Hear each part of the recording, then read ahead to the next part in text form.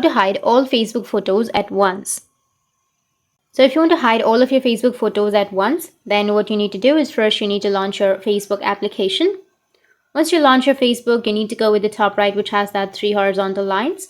And now scroll down, go with settings and privacy, and tap on settings. And here you need to scroll down and you need to go with audience and visibility. Under that, you will have profile and tagging. Tap on it.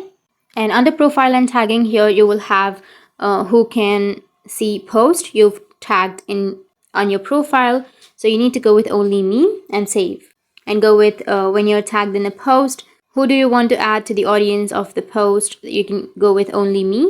And go with who can post on your profile. You can select only me. And after that, you just need to simply go back and refresh your Facebook or relaunch your Facebook, and it will hide all of your Facebook photos. That's it, and if you have any questions, feel free to comment below. Thanks for watching.